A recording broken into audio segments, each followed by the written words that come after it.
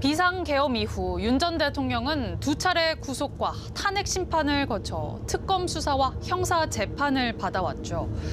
과거 검찰총장까지 지냈던 윤 전 대통령은 이 과정에서 체포와 조사, 재판 출석까지 거부하며 법을 무시하는 모습을 보였습니다.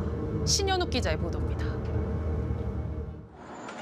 검찰과 공수처의 소환 통보에 잇따라 불응했던 윤석열 전 대통령.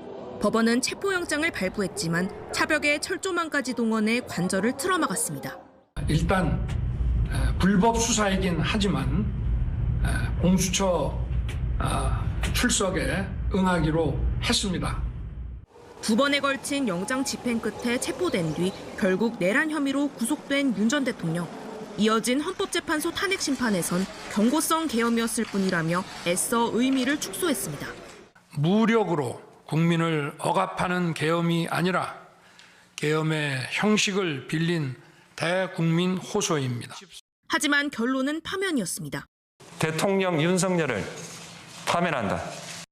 내란 우두머리 혐의 재판이 시작됐지만 법원은 수사 적법성 문제 등을 들어 구속 취소를 결정했고 검찰은 논란 속에서도 즉시 항고하지 않았습니다.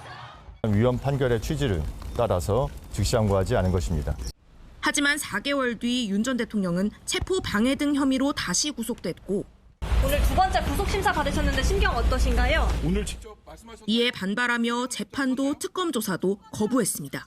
특검이 집행을 시도하자 그때 수위를 벗었고 그러다가 석방 여부가 결정되는 보석신문이 열리자 85일 만에 법정에 나왔습니다.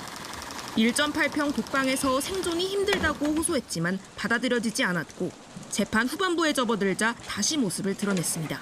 체력이 닿는 데까지 하여튼 저 나오겠습니다. 예, 아니 근데 이거 사실 걸리면서 의무이기도 해서 내년 1월 18일 구속기한 만료를 앞두고 윤 전 대통령은 오는 23일 구속 연장 심사를 받게 됩니다.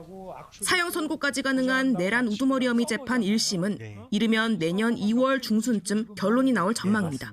KBS 뉴스 신현욱입니다.